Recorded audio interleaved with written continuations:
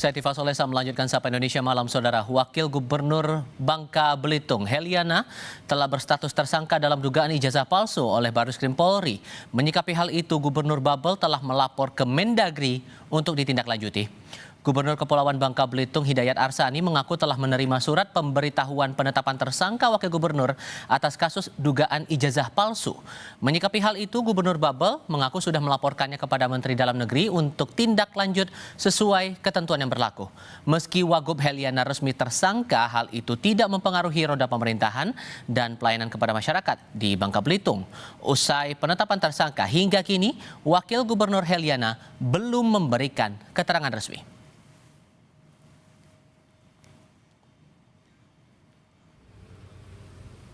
Di mana Ibu Wagub ini adalah urusan pribadi, ya, urusan pribadi di mana dia dikenakan menggunakan dokumen palsu alias ijazah palsu, katanya begitu kan. Jadi ini adalah ranah hukum yang harus dilaksanakan. Dan bagi saya tidak ada kaitan dengan saya, karena waktu beliau mencalonkan wakil gubernur, beliau pakai ijazah SMA, ya. Nah, kita berharap dengan kasus ini ibu ini bisa melaksanakan tugas dia untuk menyelesaikan kasus hukumnya di Mabes Polri. Kasus dugaan ijazah palsu yang menimpa Wakil Gubernur Bangka Belitung, KPU dan Bawaslu Kepulauan Bangka Belitung menanggapi bahwa proses hukum dugaan ijazah palsu yang tengah ditangani Bareskrim Polri tidak berkaitan langsung dengan KPU sebagai penyelenggara pilkada serentak. KPU menegaskan saat pendaftaran pasangan calon, persyaratan yang dipakai oleh yang bersangkutan adalah lulusan SMA. Selain itu, dalam penetapan sebagai wakil gubernur terpilih, KPU tidak mencantumkan gelar akademik Heliana.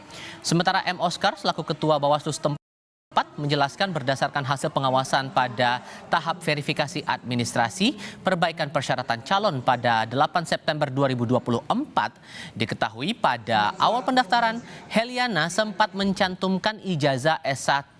Namun pada tahap perbaikan dokumen, bakal calon wakil gubernur Heliana hanya menggunakan ijazah SMA sederajat sebagai dokumen persyaratan administrasi. Dengan begitu, Bawaslu memastikan dalam proses pencalonan sebagai wakil gubernur, Heliana tidak menggunakan ijazah S1, melainkan ijazah SMA. Yang bersangkutan kita tetapkan tanpa gelar. KPU Kepulauan Bangka Belitung ya tentu ikut memantau kasus tersebut, ya. Ya kalaupun nanti kami diminta aparat hukum ya untuk memberikan keterangan, kami siap. Memang pada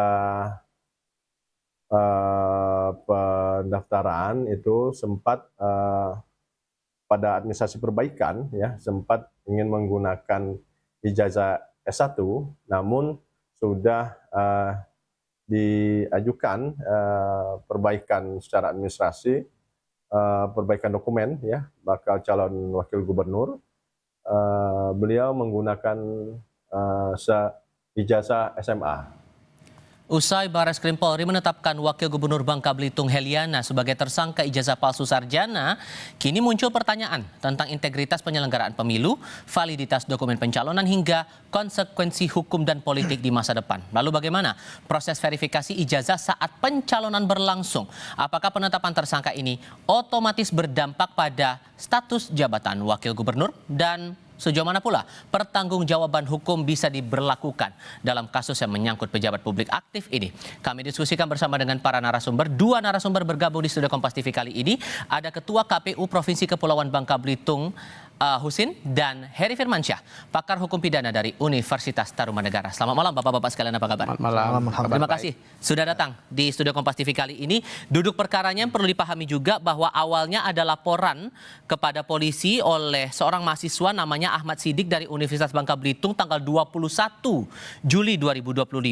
Ia menilai ada keganjilan karena ijazah Heliana ini disebut terbit 2012, sementara tercatat sebagai mahasiswa 2013 dan berhenti tahun 2014. Walaupun kemudian Pak Husin yang diserahkan kepada KPU saat itu adalah ijazah SMA dan itu sesuai dengan standar minimal syarat administratif, tapi muncul pertanyaan, kok bisa KPU dalam tanda kutip kecolongan seperti ini, baru ketahuannya sekarang kok ada ijazah palsu?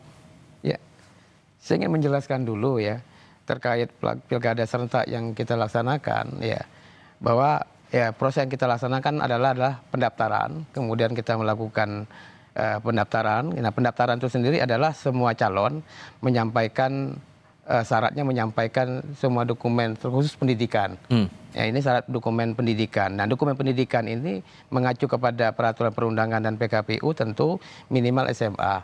Nah, kemudian calon bisa juga mengajukan ijazah S1, S2 sesuai S3, bahkan S3 sesuai dengan yang dilaporkan atau yang disampaikan. Selama syarat minimal terpenuhi? Ya, selama syarat minimal dipenuhi. Kalau untuk kasus Heliana ini? Nah, untuk kasus Heliana ini, saya ingin menyampaikan pada saat pendaftaran, sesuai dengan dokumen yang kita dapati, baik dokumen BB pencalonan maupun pencalonan partai politik, yang bersangkutan menyebutkan, menuliskan nama dengan sarjana, beserta dengan ijazah. Nah, disitulah proses yang kita lakukan ya, dalam rangka mendapatkan kepastian hukum, kemudian kewenangan kita juga, ya, kita akan melakukan proses setelah dilakukan pendaftaran oleh pasangan calon tersebut, kita melakukan proses yang namanya verifikasi, klarifikasi sebagai dasar bagi kami untuk melakukan penetapan, penetapan dari bakal calon menjadi pasangan calon yang berhak untuk mengikuti pilkada. Nah, proses itu kita lakukan. Nah, setelah kita lakukan, ternyata ya yang kita lakukan dalam tim, kita tidak mendapatkan sebuah dokumen ataupun apa saja yang membuat kami yakin itu absah atau benar. Artinya karena prinsip keraguan kami, kita melakukan klarifikasi langsung ke penerbit ijazah itu sendiri. Nah, karena tidak tercapai itu, ya maka pada waktu itu kita tidak menetapkan dulu, kita menetapkan status yang bersangkutan itu dengan ijazah S1-nya ya. Kita tidak dapat langsung menetap, kita tetap berlakukan BMS dulu, belum memenuhi syarat. Oke, sorry saya potong. Sebelum ke status BMS itu yang membuat KPU ragu saat itu dalam hal apa? Pertama ya, kalau dalam ketentuan PKPU, setiap ijazah yang diajukan oleh calon baik gubernur maupun wakil gubernur maupun wali kota, bupati, semua wajib kita lakukan verifikasi administrasi.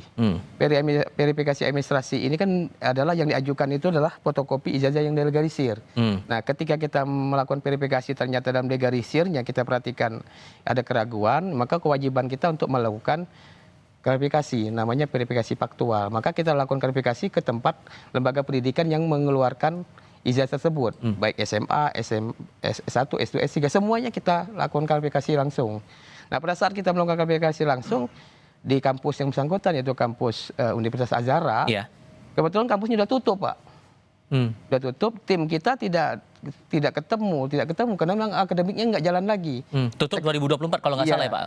Nah, sekalipun artinya masih ada pejabat-pejabat di situ, ya semua berdasarkan laporan tim kepada saya, semuanya tidak berkenan memberikan keterangan resmi terkait ijazah itu. Nah, artinya kami tidak mendapatkan keterangan atau surat dokumen untuk sebagai syarat bahwa ijazah S1 itu bisa kita tetapkan untuk menjadi salah satu syarat daripada yang bersangkutan. Oke. Nah, setelah itu statusnya BMS diminta untuk perbaikan dong. Nah, perbaikannya gimana tuh, Pak? Nah, ketika kita tetapkan di awal belum memenuhi syarat, maka ketentuannya adalah kami melakukan lagi artinya klarifikasi kepada yang bersangkutan yang melalui timnya kan. Nah, sampai batas akhir sebelum penetapan calon, ya artinya yang bersangkutan tidak dapat memberikan apa yang kami minta, apa yang kami harap sebagai syarat itu. Sehingga, yang ijazah S1 itu. S1-nya, sehingga akhirnya kita menerima yang SMA, dan SMA kan artinya tidak dapat tetap yang bersangkutan tetap mendaftarkan, dapat diterima sebagai calon wakil gubernur waktu itu. Sehingga pada waktu itulah kita sepakat juga dan diawasi oleh Bawaslu, SMA lah yang menjadi dasar beliau untuk mendaftarkan sebagai wakil gubernur. Maka dalam surat keputusan pleno kita terkait penetapan pasangan calon ya yang bersangkutan tidak terdapat gelar.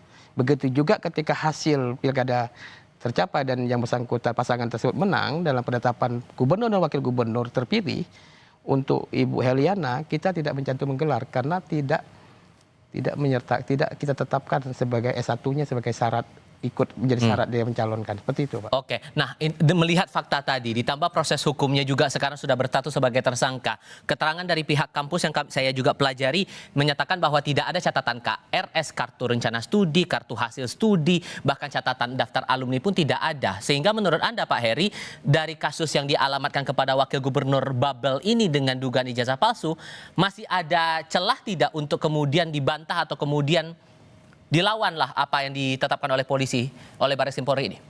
Yang pasti langkah siapapun menjadi tersangka tentu mencoba membalik posisi ya, apa yang dituduhkan tadi. Itu pasti sah-sah saja dan normal sekali Mas Tifal. Cuman dalam konteks kita melihat bahwa perkara ini penetapan tersangkanya bukan ujuk-ujuk juga ya. Karena kalau tadi mendengar dari pernyataan beliau, Ketua KPU Babel, ini kan penggunaan gelar itu sudah sejak lama berarti. Bukan di saat 2025 saja. Nah tentu polisi menurut saya pribadi sudah juga mengkoreksi, menurunkan tim lapangan untuk meng-cross check bahkan apakah memang benar tempat pendidikan yang bersangkutan itu masih ada atau tidak. Ini kan jadi kendala juga Mas Tifal. Banyak juga memang ada beberapa misalnya yang sudah tidak ada lagi sekolahnya atau universitasnya, tapi bisa dibuktikan bahwa memang ijazahnya benar begitu. Ini kan berarti kan ada proses yang menjadi tanda tanya besar tadi.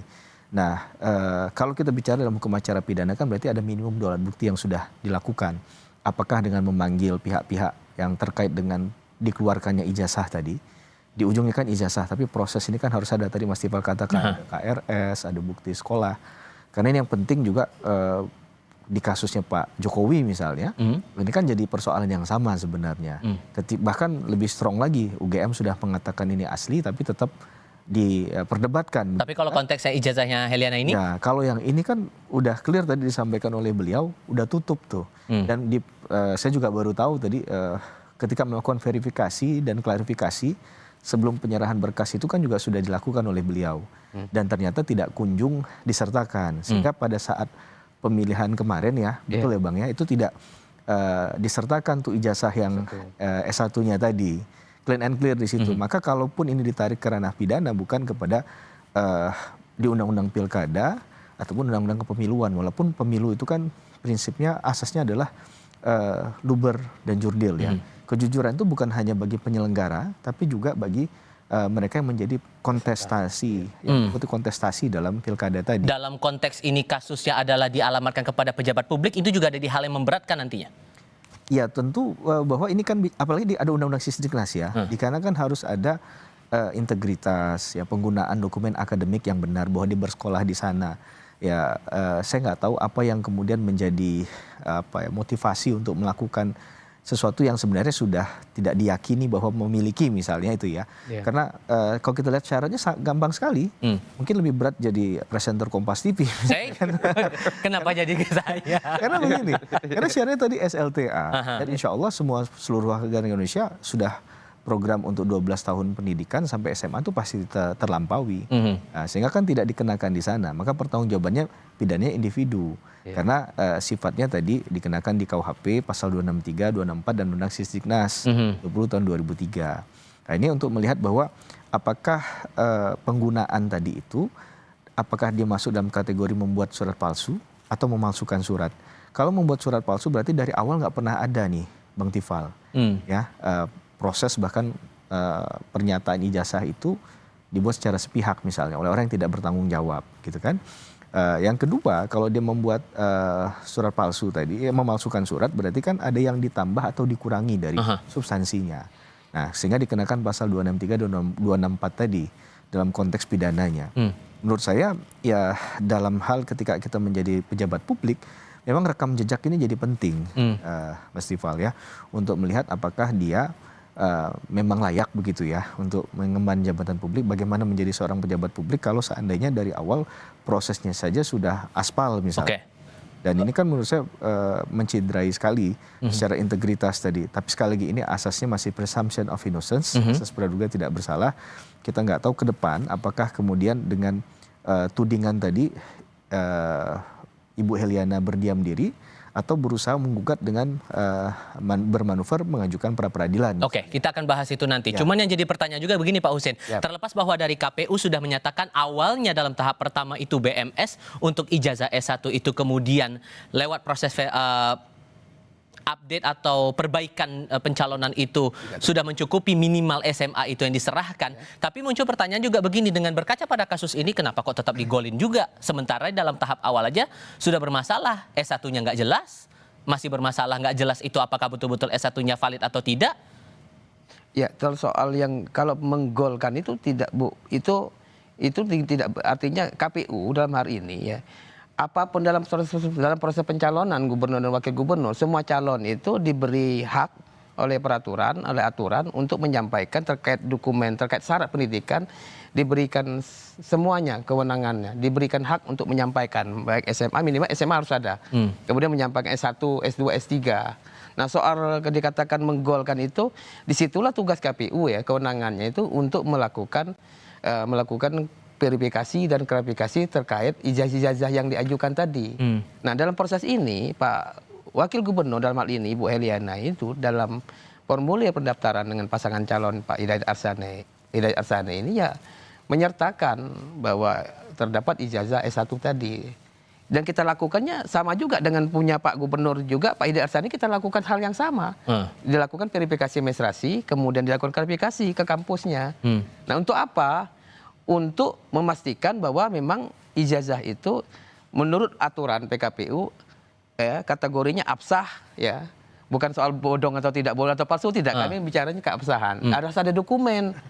Nah, untuk dokumen yang kita dapati dari pihak kampusnya tidak kita dapati pada saat kita melakukan verifikasi langsung, klarifikasi langsung. Oke, nah dengan kasus hukumnya sudah berjalan sekarang, KPU sempat kepikiran nggak bahwa ujungnya akan seperti ini? Oh, nggak berpikir, kita nggak ada berpikir seperti itu. Yang penting tugas kami sudah benar.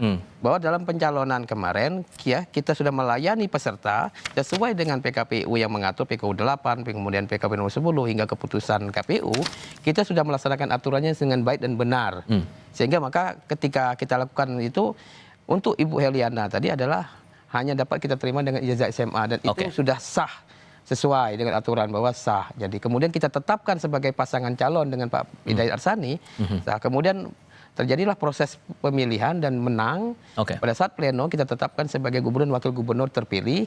Dan dalam penetapan dokumen penetapan kita, surat keputusan kita, berita acara maupun keputusan yang kita tetapkan, ya kita tidak boleh mencantumkan sarjananya.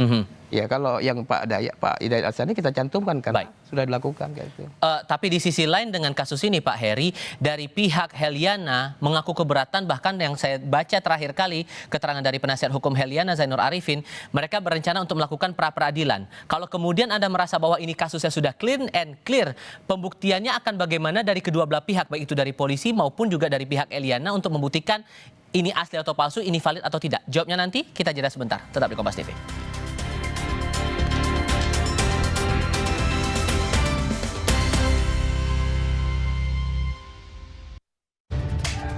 Ini nih yang gue cari, aku Viva. Ngelewatin teknologi yang ngejaga kemurniannya.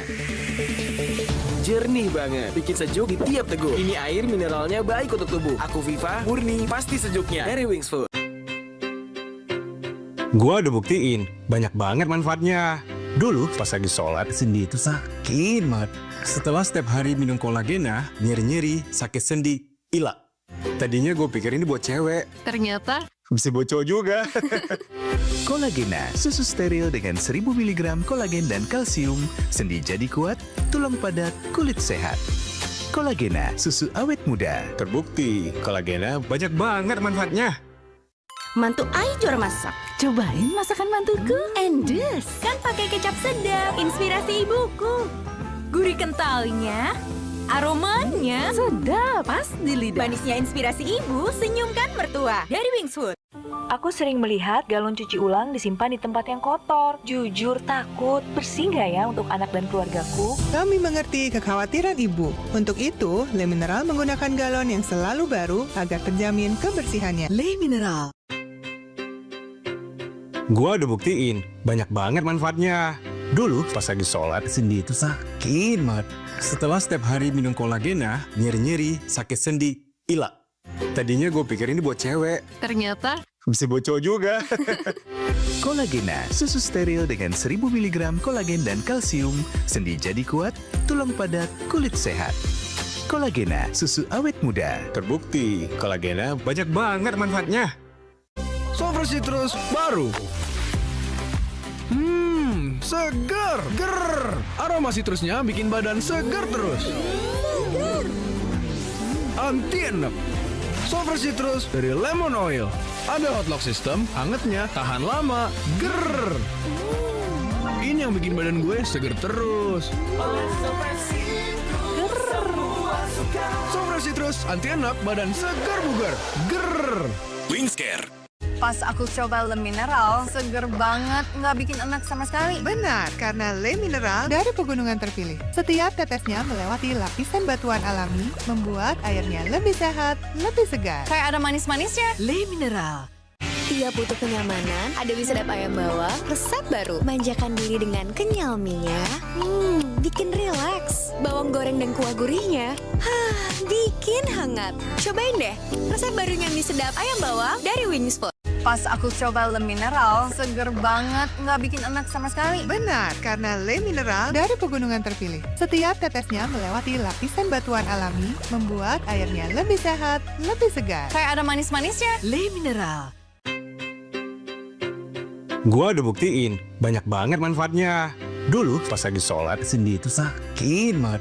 Setelah setiap hari minum kolagena, nyeri-nyeri, sakit sendi, hilang. Tadinya gue pikir ini buat cewek. Ternyata Bisa buat cowok juga. Kolagena, susu steril dengan 1000 mg kolagen dan kalsium.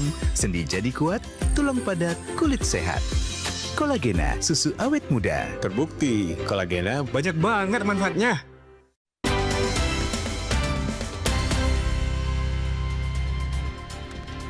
Pak Heri, dari pihak penasihat hukum Heliana berencana untuk mengajukan pra-peradilan atas kasus dugaan ijazah palsu ini, penetapan tersangka terhadap Heliana. Selain karena keberatan dengan status tersangka itu, salah satu unsurnya mereka mengaku sudah meminta hasil uji forensik ijazah tapi tidak diberikan oleh penyidik.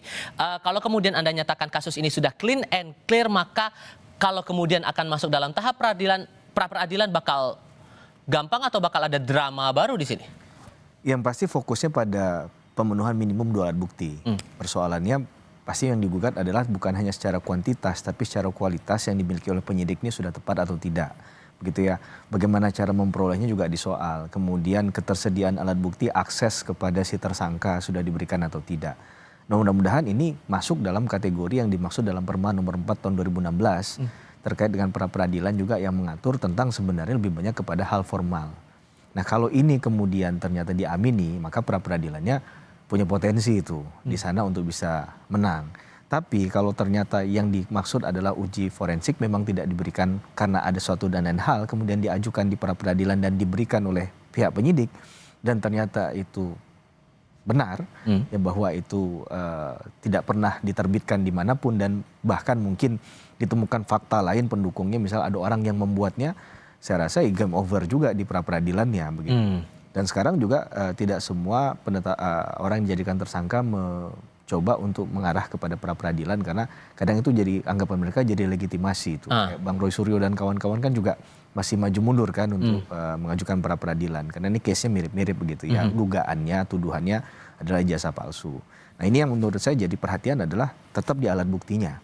Karena bagaimanapun orang itu tidak mungkin dikatakan bersalah ketika dia tidak memenuhi minimum 2 alat bukti tadi. Sederhananya kalau kemudian dalam kasus ini, siapa yang bisa yang berhak membuktikan itu ijazah palsu atau tidak, dari pihaknya si tersangka atau dari polisi atau dari pihak lain atau siapa?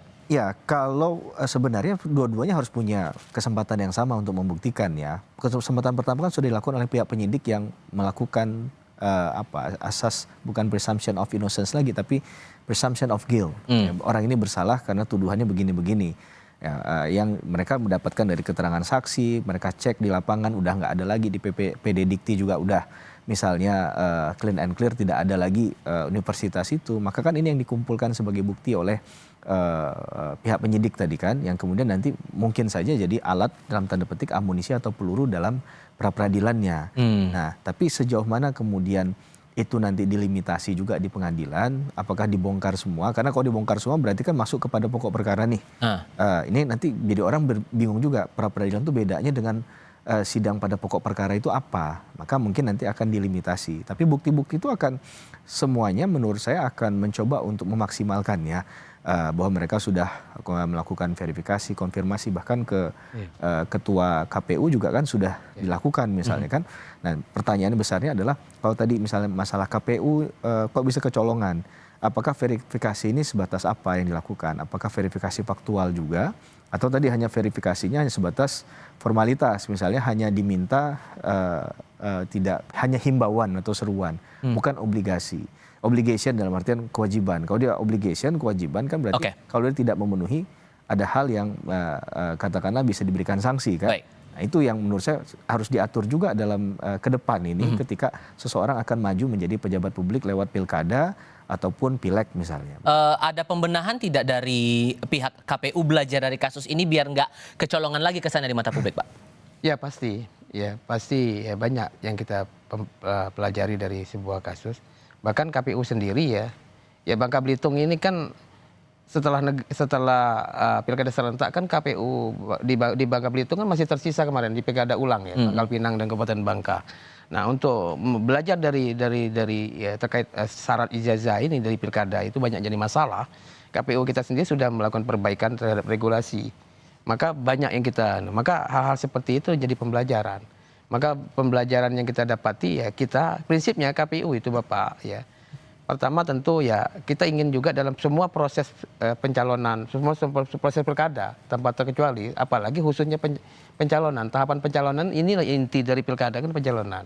Nah, dalam proses pencalonan ini dari mulai pendaftaran, kemudian verifikasi administrasi, kemudian klarifikasi ya sampai penetapan itu prinsip kami adalah harus mendapatkan kepastian hukum, dan kami selalu menjaga kami dalam proses itu dengan teliti dan dengan teliti, dan kami tetap mengedepankan ya ketika ada keraguan-keraguan ya kita harus melakukan cek lagi.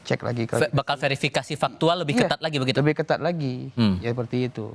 Maka itu kita lakukan itu ya ketika kita menerima pendaftaran itu ada ijazah S1-nya, ya dia wajib kami lakukan itu. Wajib lakukan. S2 juga wajib. Kemarin S3 juga kita datang, Pak.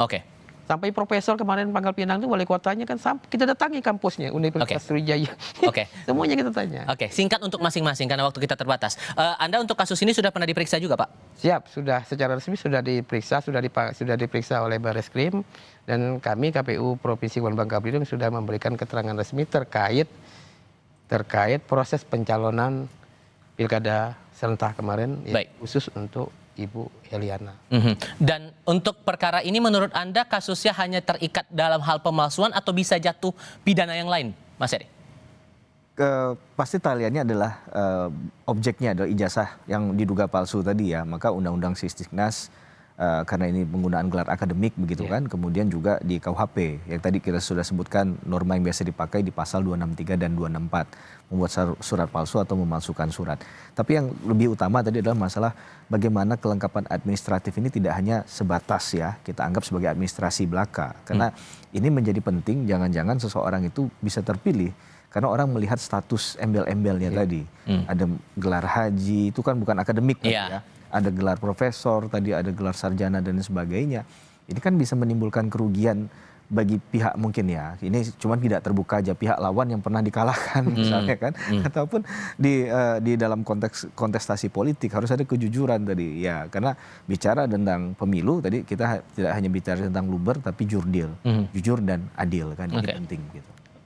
Terima kasih banyak untuk bapak-bapak sekalian. Pak Husni terima kasih, Pak Heri juga terima kasih sudah berdiskusi bersama kami. Sehat selalu untuk Anda semuanya. Selamat malam. Selamat malam. Dan kami akan lanjutkan lagi Sapa Indonesia Malam usai jeda dengan laporan lain. Meski diguyur hujan sejak sore tadi, kawasan Malioboro tetap jadi magnet wisatawan. Liputan Nataro akan hadir di Sapa Indonesia Malam usai jeda.